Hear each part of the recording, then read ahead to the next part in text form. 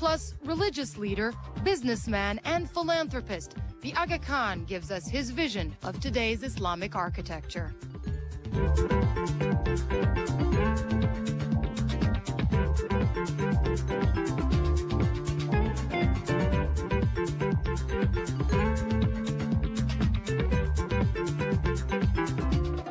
Ait Iktel in Abadou, Morocco, the Nubian Museum in Aswan, Egypt, and the Olbia Social Centre in Antalya, Turkey, all previous winners of the prestigious Aga Khan Architecture Award, which has just celebrated its 25th anniversary.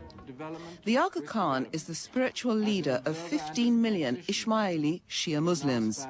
He's also one of the most influential figures in architecture today. I was saying to myself, what's happened to the architecture of the Islamic world? Has it disappeared? And why has it disappeared? And I brought together a number of thinkers in a very open forum.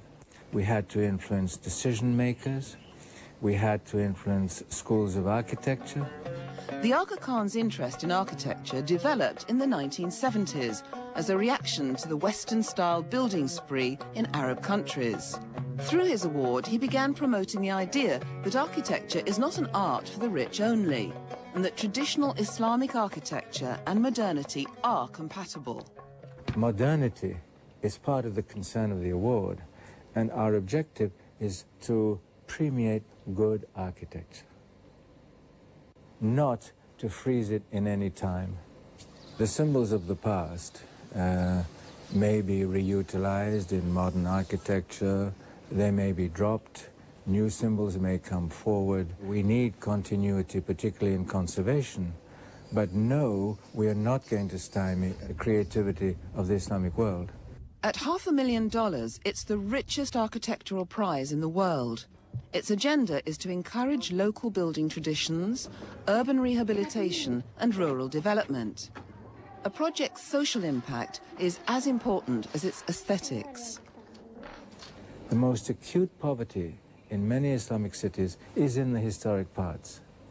And that's because ownership is not clear, because degradation is not watched, because newly urbanized populations come through these environments, don't stay there. You can rehabilitate a historic city.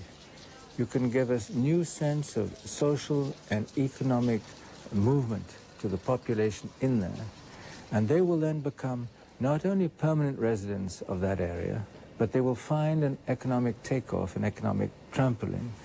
Alongside the award, the Aga Khan sponsors development projects in deprived areas. The Aga Khan network invests a total of $235 million a year at grassroots level. One such project is the Al-Azhar Park in Cairo, Egypt. The genius of the site is alongside the slum areas here, where people who have the least per capita open space in the world. It's measured in inches. At the same time, you have this grand, beautiful silhouette of minarets and domes of almost 1,000 years old.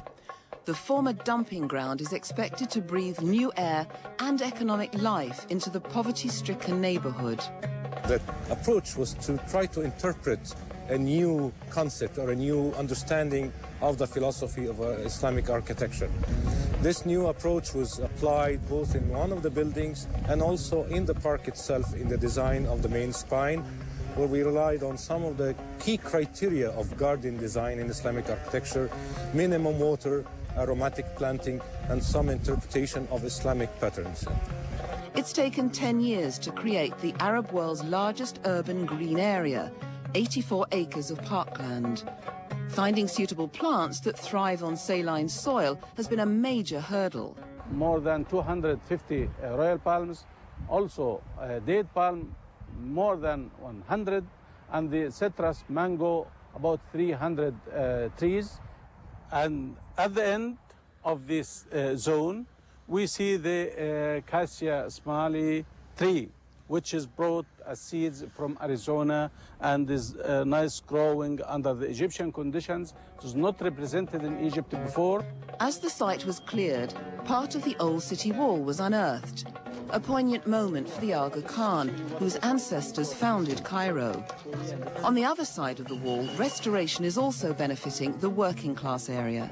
It is not only a park project, it is a district improvement project, which is driven by investment and rehabilitation of cultural history.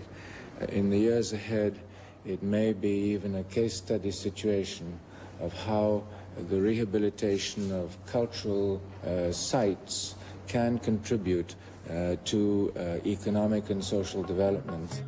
Through awards and incentives, the Aga Khan has set a challenge to the Muslim world. Build in a way that is aesthetically compelling, culturally relevant, and socially beneficial. Sylvia Smith for Design 360 in Cairo, Egypt.